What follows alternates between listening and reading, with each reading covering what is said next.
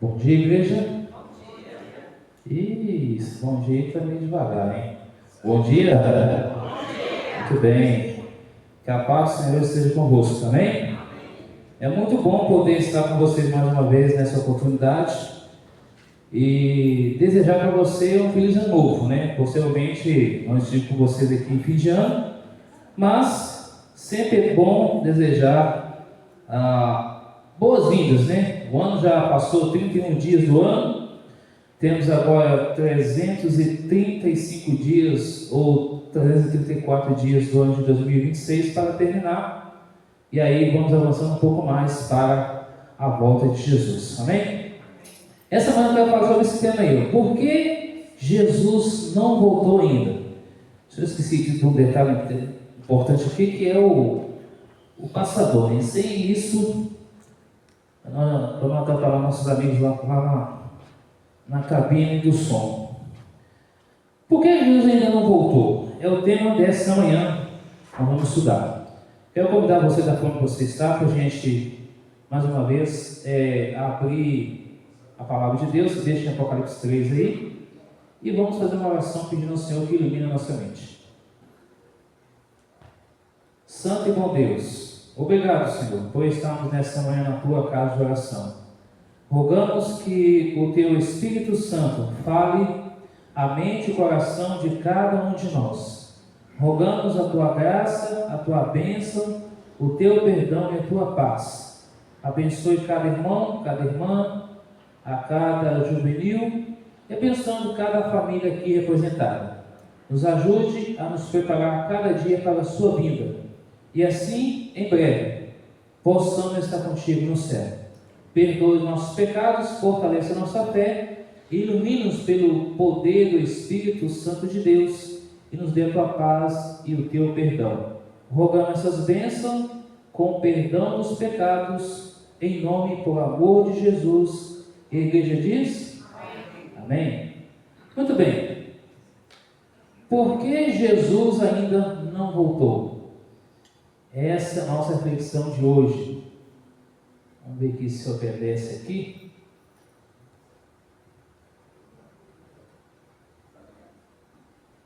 Bom, vai passando para a gente aí.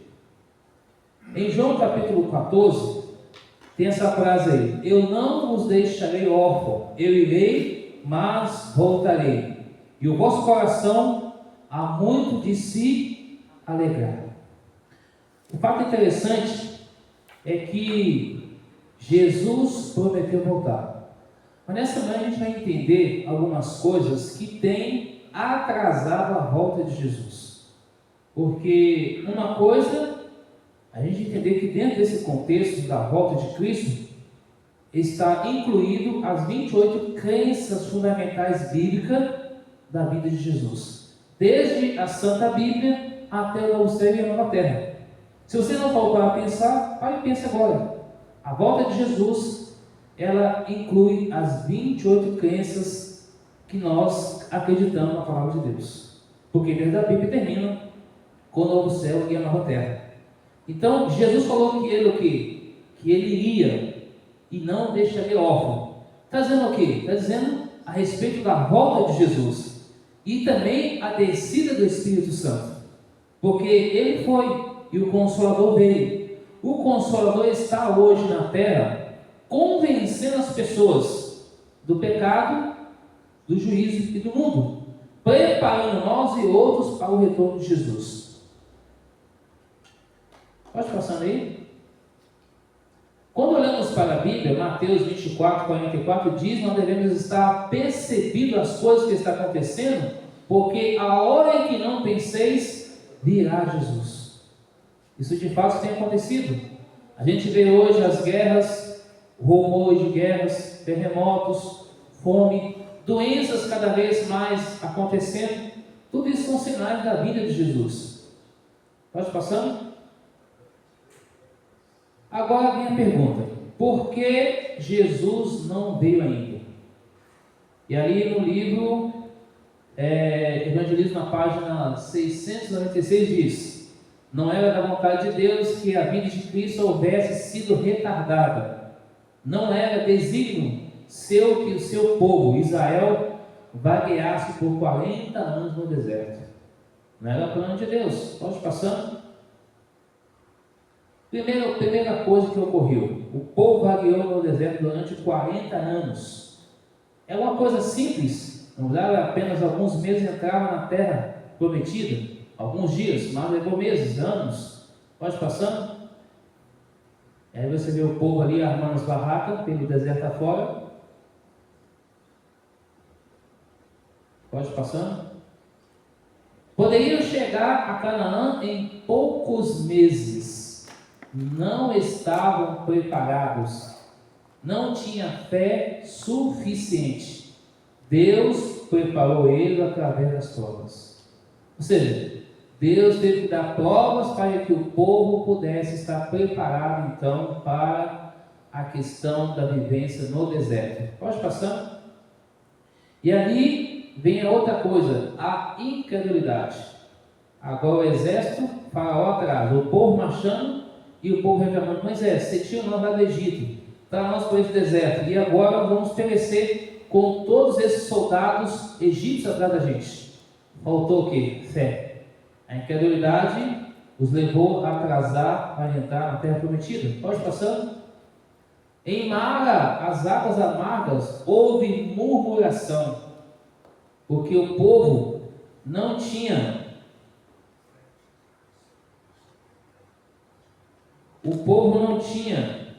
a questão de água doce, era uma água salgada, água amarga. E aí agora o povo começa a murmurar, a reclamar.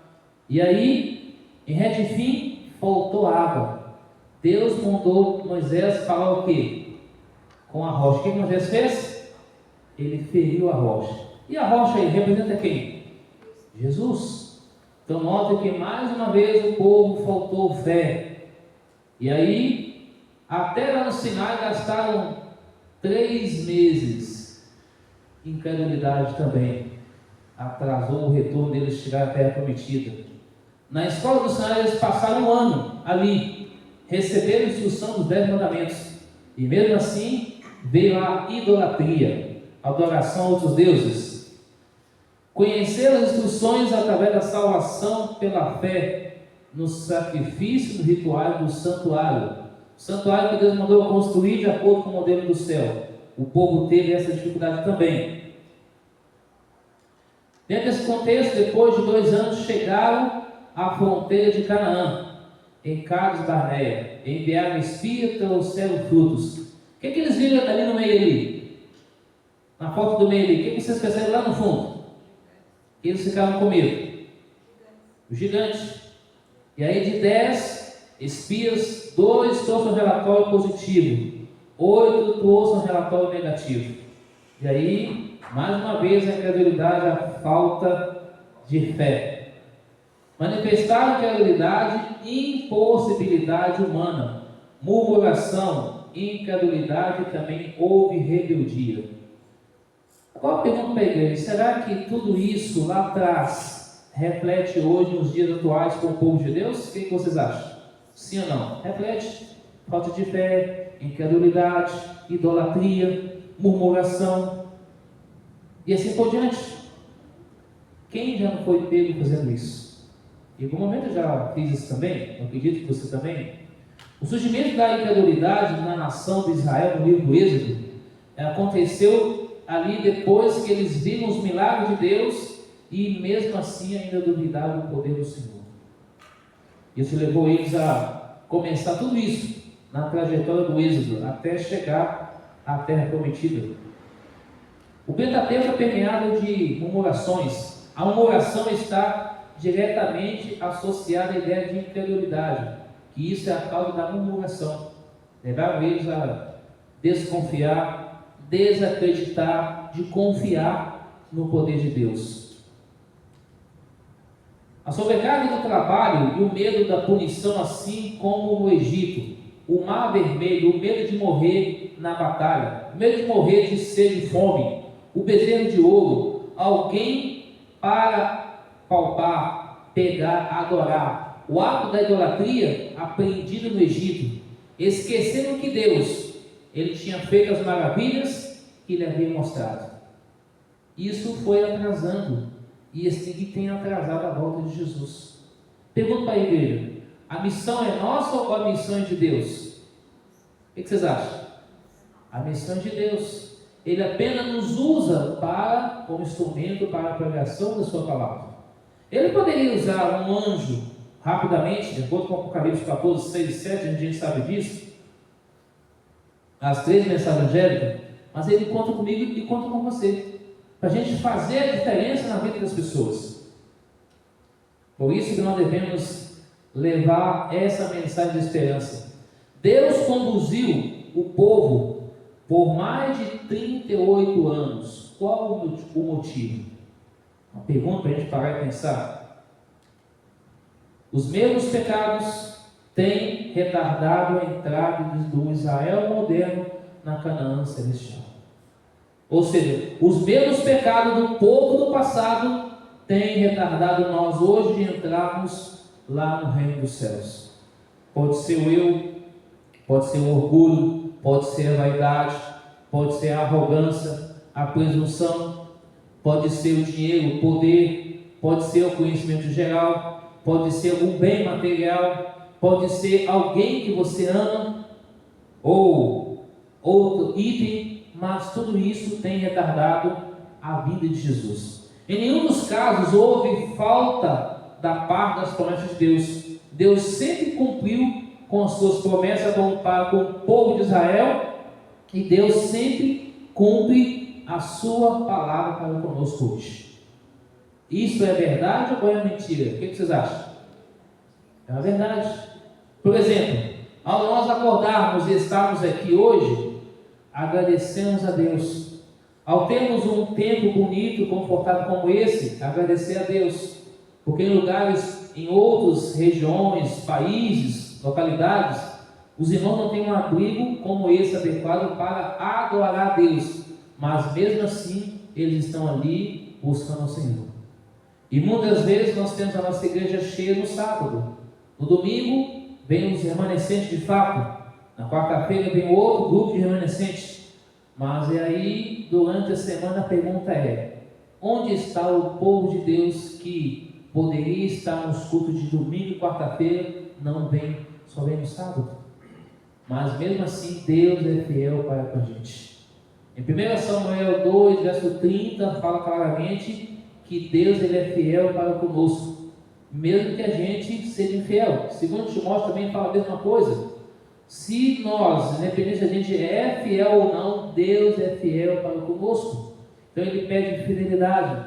Por isso que a importância de não deixar de vir aos cultos da igreja, de buscar a Deus. Porque se eu quero ver Jesus voltar, se eu quero ir para o céu, eu devo me preparar e preparar outros para a volta de Jesus. E ali diz que a incredulidade, a mundanidade, a falta de consagração e a contenda entre os professos do povo de Deus, que nos tem detido neste mundo de pecado e por tantos anos. Evangelho na página 696. É isso que tem atrasado a volta de Jesus, porque ele ainda não voltou. Agora, dentro da igreja de Deus, todos que estão serão salvos? O que vocês acham? Nem todos serão salvos. Jesus sabe quem é joio e quem é trigo. Mas infelizmente o ser humano ele diz o seguinte: olha, eu sei que o João é trigo e eu sei que a Maria é joio. Alguns tentam classificar assim. Esse daí não tem jeito para entrar no céu. Muitas pessoas dizem isso. Muitas pessoas apontam um dedo para alguém, mas esquece que 4 vêm para si próprio. Esquece que Deus é que tem o poder para julgar, é Deus é que tem o poder para vingar, e é Deus é que tem o poder para separar o trigo do joio. E Jesus está lá no santuário do céu, como advogado, como intercessor, ali olhando para nós. Além do mais, quando a gente vai entendendo isso, a gente vê que esse apego à atração das coisas do mundo, porque a Bíblia diz em 1 João 2, 15, 17, que não ameis o mundo nem as coisas que é do mundo. Porque se eu amar as coisas do mundo, o amor de Deus não vai habitar em mim, não vai habitar em você. Então haverá uma divisória. E Deus não quer nós divididos. Deus quer nós povo inteiro. Aí o texto que nós acabamos de citar. E aí a pessoa tem a escolha do caminho estreito ou caminho largo. Falta de consagração e justiça própria. A nossa justiça, ela coincide para a gente ser salvo? O que vocês acham? Ela nos ajuda a gente a ser salvo, sim ou não? Não. A nossa justiça é como o quê? Trapo de imundícia. Diz a Bíblia, Isaías 64, 6. Então precisamos da justiça de Cristo imputada em nós. Isso chama-se justificação pela fé. Paulo, em Romanos capítulo 1, 16 e 17, diz claramente que o Filho de Deus, nos últimos dias, que é o justo, viverá pela fé. E precisamos entender isso claramente, que é somente através da justiça de Jesus imputada em nossa vida é que nós seremos salvos. E aí, claro que entra a fé, entra as obras, entra a obediência. Nós somos salvos pela graça, e a graça é a pessoa de Cristo Jesus. Veja bem essa foto aí: murmuração, contenda, rebeldia, desacato às instruções divinas. E aí, aquela outra fotinha lá em cima, rebelião contra Deus. Você conhece pessoas assim?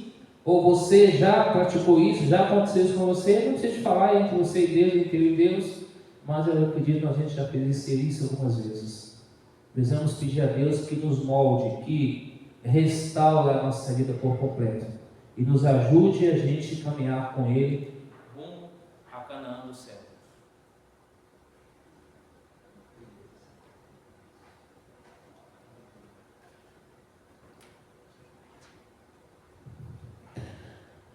E quando a gente entende isso, pode deixar assim, ó, tá bom.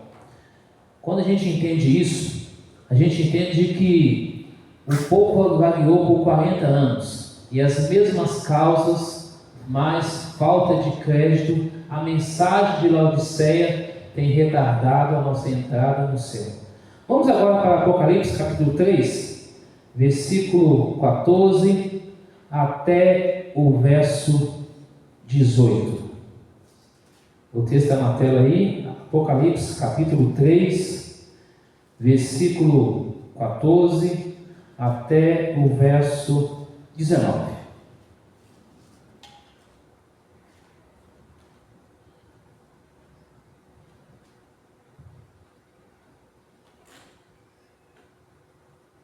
Todos acharam? Apocalipse capítulo 3, verso 14 até o verso 19. Essa aqui é as mensagens que nós já sabemos, a condição de Laodiceia, que nós estamos hoje vivendo. Laodiceia hoje não mais existe, apenas ruínas dessa cidade, que é na divisa de Turquia com o Egito. Mas aqui diz claramente o seguinte: ao anjo da igreja de Laodiceia escreve: essas coisas diz o Amém, a testemunha fiel e verdadeira, o princípio da criação de Deus. Verso 15: conheça as tuas obras, que nem és frio nem quente, quem dera fosse frio ou quente. Verso 16: assim porque és morno e nem és quente nem frio, estou a ponto de vomitar-te da minha boca. Verso 17: pois dizes, eu estou rico e abastado, e não preciso de coisa alguma, nem sabe que tu és infeliz, sim, miserável, pobre, cego e nu. Verso 18: aconselho que de mim compres ouro refinado, pelo fogo para te enriqueceres, vestiduras brancas para te vestires, a fim de que não seja manifesta a vergonha da tua nudez, e o colírio para ungir os olhos, a fim de que vejas. Verso 19: eu repreendo e disciplino a quanto amo, sê pois zeloso e arrependa-te. Essa é a condição da igreja de Laodiceia. Vamos entender um pouco mais sobre a condição da igreja. O contexto de Laodiceia é uma cidade rica, conhecida pelo orgulho e autossuficiência. Pergunto para a igreja: Essa identificação, essa comparação de Laodiceia do passado tem a ver alguma conexão conosco hoje na atualidade? O que vocês me dizem? Sim ou não? Tem tudo a ver. Orgulho e autossuficiência.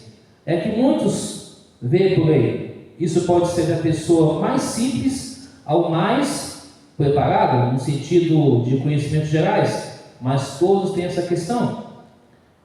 O que é ser morno?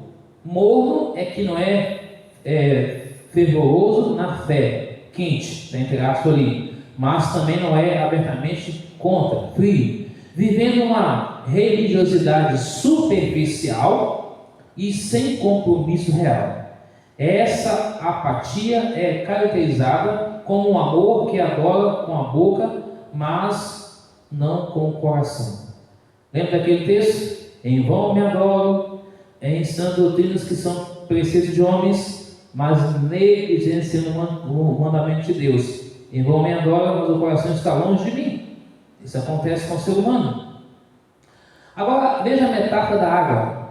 A região de Laodiceia recebia água morna através de um aqueduto, que não servia para refrescar, como a fria, nem para curar, como a quente. Então, fazer uma comparação. Jesus usa essa imagem para ilustrar a mornidão que é inútil para o reino de Deus. Isso aqui não é uma invenção, mas o que diz a palavra de Deus. Deus está falando para mim e para você semana seguinte: filha, reveja os seus conceitos, reveja a sua vida espiritual, física e emocional. Acima de tudo, dá prioridade para o crescimento na graça e no conhecimento da palavra de Deus. 2 Pedro 3,9 diz que Deus ele não retarda o quê? A sua promessa, mas ele espera que todo mundo se arrependa e volte para ele. Então Deus está dando tempo, por mais que as pessoas possam escarnecer, possam zombar, você ainda acreditando na volta de Jesus? Não importa. O que importa é que nós estejamos nos preparando e preparando outros para a volta de Jesus.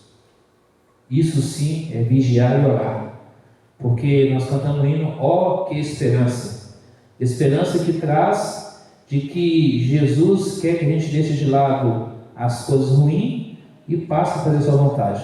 Não deixar ele do lado de fora, porque isso pode ser uma mornidão, mas que ele entre em nossa vida, em nosso coração. Precisamos nos preparar para o encontro com Jesus.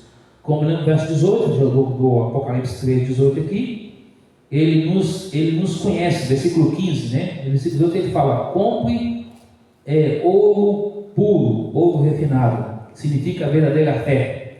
Roupas brancas, a justiça de Cristo. Colírio, visão espiritual, que é o Espírito Santo sobre nós, para superar a pobreza e a cegueira espiritual. Lembra do Salmo 119? Desvendo os meus olhos, para que eu possa contemplar as maravilhas da tua lei. Salmo 119, verso 18. Contemplar o quê? Contemplar Deus, contemplar Jesus, contemplar o Espírito Santo e toda a palavra do Senhor. Mateus capítulo 25, 1 a 13, eu não vou ler, mas você já conhece a história das 10 virgens. 5 prudentes e 5 nécias. Todas elas tinham azeite, correto? Mas as nécias não tinham reserva, e as prudentes tinham a reserva do azeite. Quando o noivo chegou, o que aconteceu? As prudentes entraram para a festa, para o casamento. E aí as nécias disseram o seguinte: dê a nós um pouquinho do seu azeite. E elas falaram: vai comprar. Quando elas foram comprar, voltou a porta do casamento, da festa, já estava fechada. Significa o seguinte: quando Cristo voltar, só haverá 2 grupos: o grupo pronto e o grupo não pronto. O que estiver pronto, selado, vai subir para o céu. O que não estiver pronto vai ficar para trás. Todos estavam esperando, todos tinham lâmpada, todos dormiram.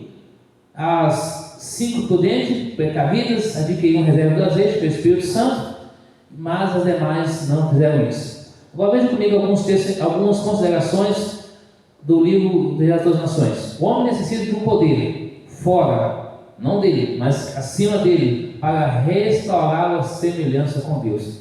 Esse poder vem de onde? Vem do céu. É Deus, juntamente com o Espírito Santo, que nos concede o preparo para a vinda de Jesus. Para que tenhamos a justiça de Jesus, de Cristo, precisamos diariamente ser transformados pela influência do Espírito Santo, a fim de sermos participantes da natureza divina. Precisamos fazer isso cada dia. 5 eram honestas, insensata e descuidadas. Deixaram o preparo para a última hora. Satanás quer obstruir nosso preparo. Falta de reserva, negligência, dependência alheia, fé superficial. É muito fácil quando a gente diz o seguinte: a minha fé está boa, quando tudo vai bem em todos os setores da vida da gente. Mas quando as coisas não andam legal, aí é um problema. Houve uma tardança, todos dormiram, chegou o noivo de surpresa, não havia mais tempo, fechou-se a porta da graça. Quem é a porta da graça? Quem é a porta da graça? Não ouvi. Quem é a porta da graça? Jesus. Ele está lá no céu como advogado, como intercessor, está intercedendo por mim e por você. Ainda há esperança, ainda há salvação, ainda há perdão e ainda há mudança de vida para nós.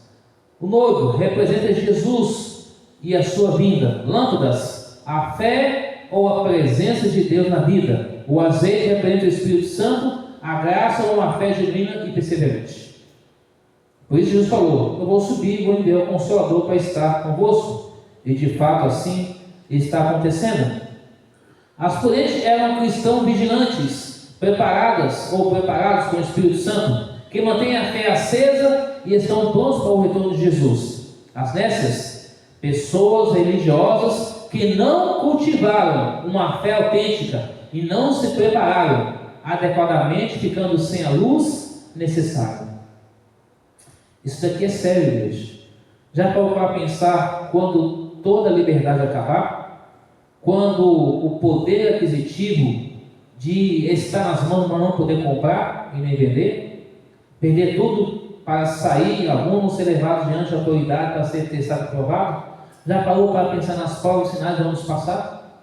Talvez isso não soe muito agradável aos ouvidos, mas é uma realidade que todos nós vamos passar por isso, eu e você, toda a igreja no face da terra.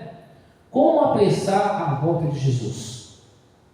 Orar intensamente com expressões como Maranata, ora vem Senhor Jesus, venha o teu reino, é uma forma de cooperar com o plano divino.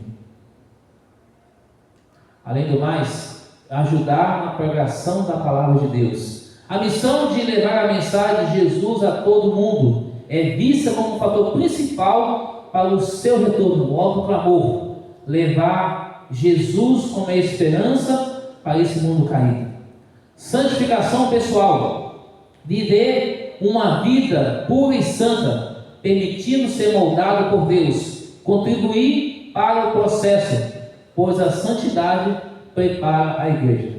Você lembra daquele hino que diz assim: tempo de ser santo, do hinário antigo? É tempo de nós prepararmos cada dia para a volta de Jesus.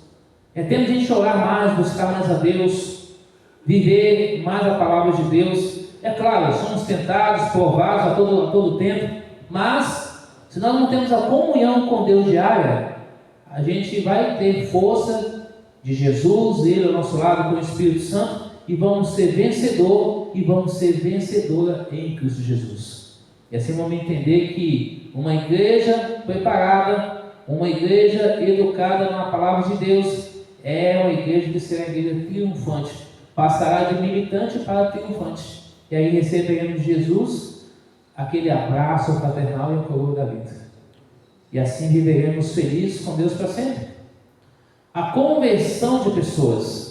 Trabalhar ativamente para que mais pessoas conheçam e aceitem o amor de Deus. O fato é que quando você e eu entramos em bairros, vilas, comunidade, becos, vielas, você vê cada coisa, vê pessoas que precisam de Deus, como eu também, como você precisa, mas alguns rejeitam o convite da graça. Quando você olha para Isaías, capítulo 1, versos 4 até os 6, lá fala que a terra está deplorável, o homem está cada vez mais declinando, morrendo, perecendo, tanto físico quanto espiritualmente.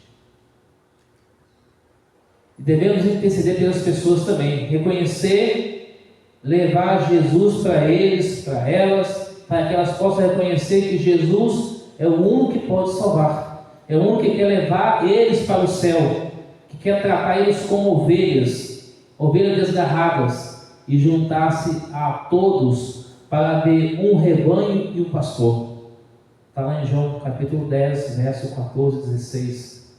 Jesus é o bom pastor, e a ovelha conhece o chamado do pastor. Jesus está chamando a mim e a você para fazer parte desse corpo que está se preparando cada dia para a volta de Jesus. Portanto, vigiai, porque não sabeis o dia nem a hora que o Filho do Homem há de vir nessa terra. Então, Jesus está para voltar. Ele, quando mostra a questão do santuário, mostra claramente o plano da salvação. Mostra o plano onde ele teve que passar por cada etapa do santuário do céu, pediu para Moisés construir o santuário na terra, passou por cada etapa, e todo o sacrifício que era feito na terra apontava para Jesus. Quando ele veio, então, aboliu tudo isso, e hoje ele está lá no santuário do céu como nosso advogado, intercessor, e breve voltará como rei e senhor para buscar a mim e você. E a porta da graça irá se fechar. A porta da graça se refere ao tempo da oportunidade de salvação. E que dia que ela vai fechar? Eu não sei. Ela pode fechar quando alguém morre. Se ele morreu perdido, não será salvo. Se ele morreu salvo em Jesus, vai acordar na primeira ressurreição.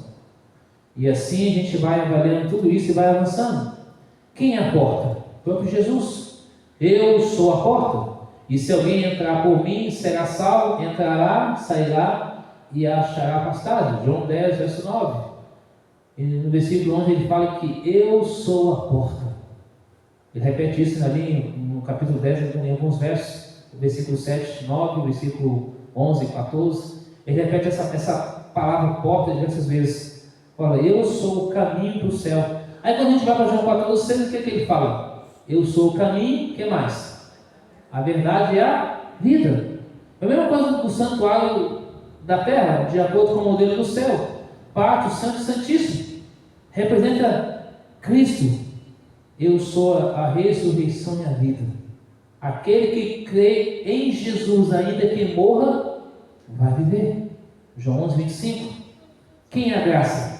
Porque pela graça sois salvos mediante a fé. E isso não vem de vós, é dom de Deus, dom de obras, para que ninguém se glorie. É o próprio Jesus. O Espírito Santo irá retirar-se da terra, então se virá o fim.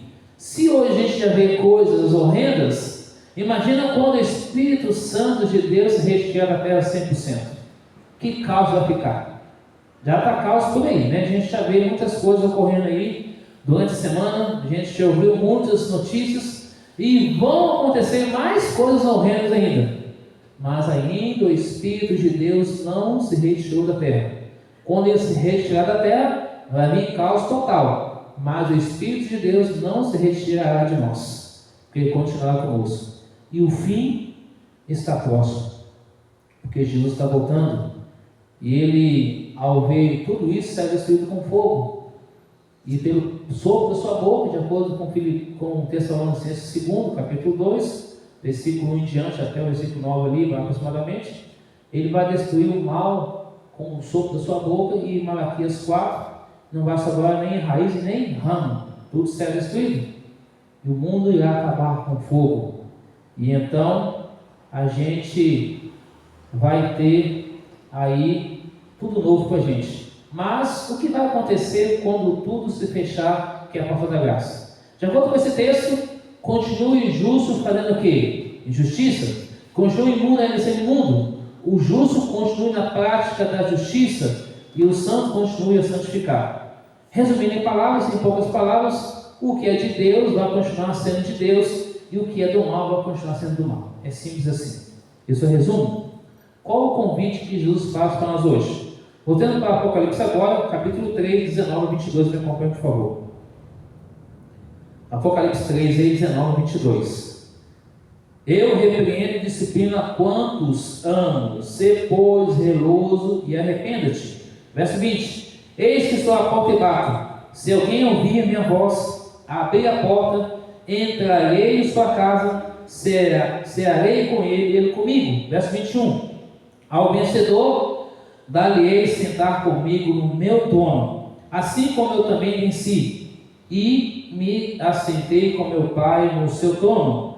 Verso 22. Quem tem ouvidos, ouça o que o Espírito diz às igrejas. Ou seja, Deus, verso 9 fala: filho, eu disciplino, sê pois zeloso, arrependa-se, volte-se para Deus. Eis que estou à porta e bato. Ou seja, quem tem a chave do coração para abrir, para que Cristo entre, é eu ou você. No versículo 21, ele fala que é o vencedor. Dar-lhe-ei o direito de sentar com o Pai ao lado dele. Vamos ter uma grande mesa e ele próprio, Jesus, estará ali oferecendo a palavra de Deus e oferecendo um grande banquete para nós. Quem tem ouvidos, ouça o que o Espírito Santo diz a você e diz a mim, a nós essa manhã. E em breve Jesus voltará. Por isso que às vezes algumas pessoas assim ficam perguntando para mim: mas por que você grava todos os sermões? Porque é uma forma de você pregar a palavra de Deus para mais de 2.400 pessoas, no qual tem me acompanhado aqui no canal Voz Ativa. Já esse canal foi criado em 2021. Em 2024, 2 pessoas voltou para os caminhos do Senhor. Ano passado, 4 pessoas foram batizadas através desse canal. Não somente eu, mas tem outros pregadores aqui dentro também, entre pastores, músicos, testemunhos, pessoas que têm contribuído para a pregação da palavra de Deus. Por isso que a igreja não pode deixar de transmitir os cultos, além do sábado, domingo e quarta-feira, porque muitas pessoas são alcançadas, seja através da rede social, através da gente pessoalmente, mas a palavra do Senhor deve ser pregada a todas as pessoas. E então Jesus voltará para libertar nós deste mundo mal e nos dar um lar de eterna felicidade, onde viveremos felizes para sempre com Deus. E então ele faz uma pergunta para mim e para você essa manhã: você quer receber um abraço de Jesus? Quantos querem receber um abraço de Jesus? Amém? E aí vem essa frase aí, ó: eu quero Cristo hoje e sempre. Quantos querem Jesus hoje e sempre? Vamos falar essa frase todo mundo junto? Eu quero Cristo hoje e sempre. Por que a gente deve procurar ter Cristo hoje e sempre? Porque Ele é o único que vai poder nos salvar. Não é homem, não é líder religioso, mas é a pessoa de Jesus. Sabe, igreja, ao olhar para esse mundo não tem nada a nos oferecer, mas Jesus tem a nos oferecer, que é a vida eterna, que é a salvação em Jesus Cristo. Portanto, hoje nós entendemos claramente o que retarda a volta de Jesus é os pecados do passado, e isso tem atrapalhado o povo hoje de se preparar para a vinda de Jesus. Eu quero terminar cantando com você um hino do Hinário Antigo. Não sei se vocês vão ter aí o Hinário Antigo, mas não desistir. Esse hino fala claramente que dias hás, pensei, que triste te sente, sem ter esperança e prazer. Mas existe alguém que promete ajudar e força a alma a trazer. Este mundo, eu sei que já não vai muito longe. O mal vai em breve findar, mas a nossa fé deve estar firmada em Deus, porque logo Jesus vai regressar. Coloca para nós na versão antiga, por gentileza, se você estiver aí, não desistisse, número 150, e vamos cantar esse hino, que esse hino fala claramente que nós, em breve, nós iremos sair deste mundo para um lar de eterna felicidade. Aí viveremos felizes, não haverá nada do que é mal, só haverá justiça e paz, e viveremos felizes para sempre com Jesus. Amém? Coloquemos de pé então, e vamos cantar esse hino aí, não desistir.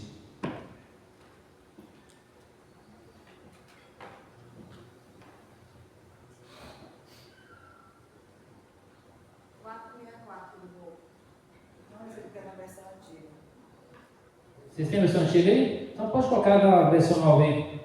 464, você falou, gente? 464, na versão nova.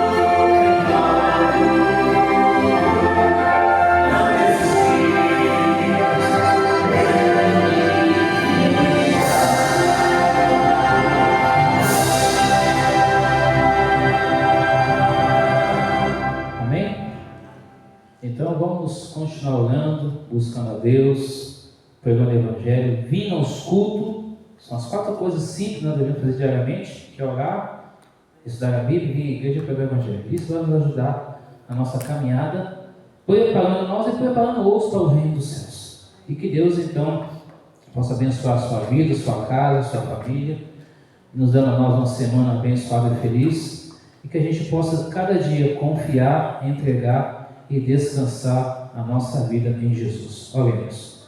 Senhor, nosso Deus e nosso Pai, toda a honra, toda a glória seja dada ao Senhor mais uma vez essa noite, nessa manhã.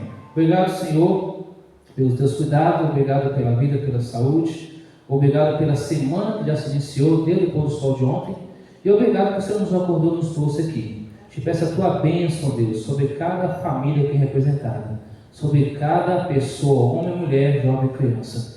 Nos prepara, Senhor, para a sua vida e nos ajude a não desistir, mas a perseverar até o fim, para receber do Senhor a coroa da vida.